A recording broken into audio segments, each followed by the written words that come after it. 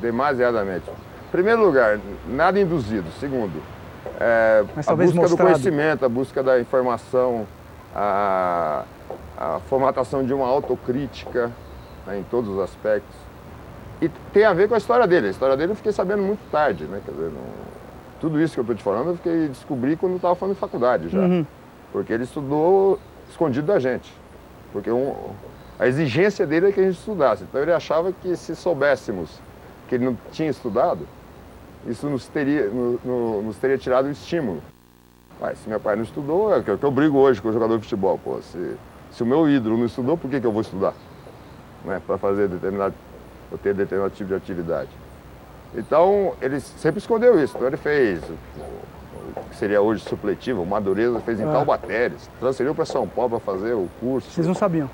Não, eu fiquei sabendo Sua mãe só sabia. quando minha mãe sabia. Ele fez faculdade junto comigo. Então tem muito a ver com ele. Agora, obviamente que o futebol me deu esse respaldo também, né? O fato de ter... O futebol te dá um contato com a realidade que outras atividades, outras profissões não te oferecem, ou outras atividades enquanto criança mesmo, um adolescente. Porque o futebol é muito democrático. Quer dizer, desde garoto eu estou envolvido com esse jogo, mesmo que nunca tivesse pensado em me tornar profissional. Então, convivia com pessoas de uma situação social totalmente diferente, de um nível educacional diferente. Quer dizer, você está ao lado da realidade, né? Conviver com a realidade, isso foi uma experiência que o futebol me permitiu. Beto Fuscão, Vaguinho insistiu, ganhou. Olha o Vaguinho, olha a chance, Sócrates bateu, gol! Sócrates, sobre a barreira, gol!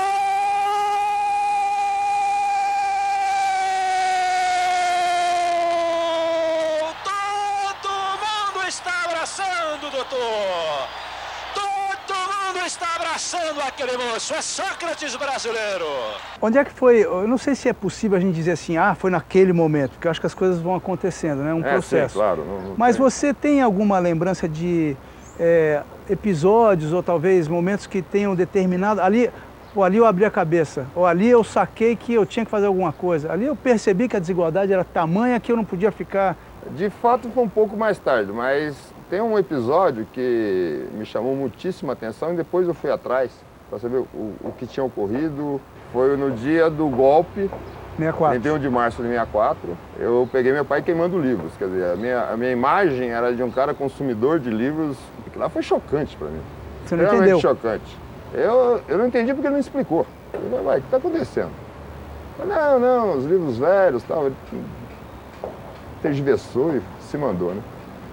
Porque ele tinha literatura em casa e ele tinha medo, ficou com medo por causa da função pública que ele tinha. Tinha literatura, tinha o Capital de Marx, tinha Engels, tinha todo mundo. Quer dizer, ele lia tudo. Gramsci. Desde a direita até a esquerda. Gramsci, Maquiavel. E aí ele saiu queimando, porque ele achava que pudesse, de alguma forma, criar constrangimentos para ele. E aquilo foi chocante. Depois eu comecei a correr atrás dessa literatura. O que era? Eu comecei a incomodá-lo, né? Por que você queimou? Que tipo de livro que é? Eu ia tirando os pedacinhos e ia correndo atrás. Mesmo que eu não entendesse muito o conteúdo daquilo tudo, é algo que ficou marcado em mim. Quer dizer, a partir do momento que eu comecei a ter noção e capacidade de entendimento daquilo tudo que estava sendo nos mostrado, né, historicamente, aí eu comecei a correr atrás de muito mais coisa.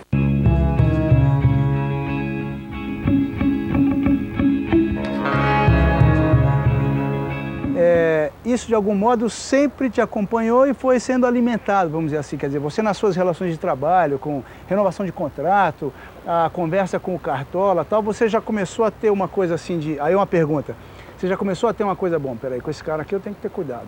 Porque esse aqui representa o outro lado, é o cara que me paga, o patrão. Não, nunca tive... Eu nunca tive uma posição sectária em relação a isso. Sempre achei que, todo mundo que é dessa forma. O meu sonho é outra coisa. Eu queria ter nascido em Cuba, por exemplo. Mas não nasci. Então, esse é o meu país, esse é o meu povo. É aqui que eu tenho que brigar para que ele se aproxime daquilo que eu considero mais justo. ou que dê mais oportunidades a um número maior de pessoas. Eu nunca tive essa posição radical. Radical nesse aspecto. Pelo contrário, eu sempre gostei de ser humano, antes de tudo. E entendo o ser humano em todas as suas nuances. Né? Mesmo que ele seja absolutamente diferente de mim. Tanto que, na época do Corinthians, eu tive uma chance única, né? Quer dizer, as portas estavam todas abertas para mim. E muitas vezes em locais que eu sabia que ia encontrar coisas que eu não gosto. Por exemplo, eu frequentava o Gallery, por exemplo. Mas por quê? Porque eu queria conhecer aquele povo que frequenta o Gallery. Mas era uma coisa da época também, exatamente. Onde que eu vou conhecer esse povo? Onde eles frequentam. Não é na periferia que eu vou conhecer esse povo. Na periferia eu vou conhecer o outro povo, que é o povo mesmo, né? O povo sofrido, o povo que batalha a cada segundo da vida. Então eu tinha que conhecer tudo. Quero saber qual é a característica dessa miscelânea, digamos, brasileira que gera tanta diferença, tanta concentração de renda. E aí você vai atrás de informação o tempo todo. E eu sempre fui paciente nesse aspecto. Tanto que a minha postura política, ela só aflorou, postura assim, quando ela se definiu. Quando eu achei que tinha argumento suficiente para poder enfrentar a reação, e com respeito à reação. Isso foi mais ou menos na época que eu estava por aqui, chegando em São Paulo. Quer dizer, na época de faculdade, o que eu estava atrás de faculdade? Na faculdade, eu não estava dentro do centro acadêmico para brigar contra a ditadura, pura e simplesmente. Eu estava fora, eu estava querendo informação, o que está acontecendo. Então eu fui levantando informação, até formalizar, na verdade, um conceito. Zé Sérgio tentando a infiltração, abriu espaço, cruzou, Brasil! Primeiro gol na entrada de Sócrates. 1-0 para o Brasil. Sampaio de Souza, Vieira de Oliveira, deu um pique filosófico ao nosso futebol. O sol caiu sobre a grama e se partiu em cacos de cristais. As cores vestiram os nomes e fez-se a luta entre os homens até os apitos finais. Agora, em tudo que é matéria que a gente vê, lá de trás, ou mesmo agora, se alguém resolver fazer algo que a gente está fazendo aqui para televisão, né? Se fizer para impresso. Você na infância era santista, quer dizer, santista. Torcia para o time do Pelé, imagino. Sim, sim. Não é isso? Quer dizer, era o grande time da ganhava, época, né? não é? Criança quer ganhar sempre, velho. Não, e se você for olhar, Magrão, a geração do Santos que tem hoje 55, papai, é tudo santista. É, exatamente. Né? O time do Santos era fantástico.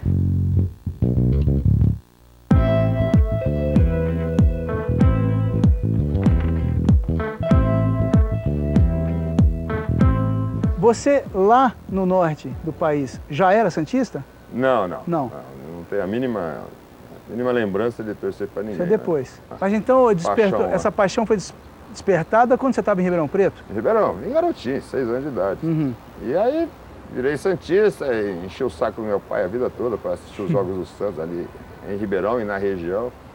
Tem histórias ótimas. O estádio do Botafogo, o antigo estádio do Botafogo, era acanhadíssimo e tal. E boa parte dele era de cadeiras cativas. Meu pai tinha uma cadeira cativa e eu sempre ia com ele, porque criança naquela época era uma beleza, podia ir com os pais.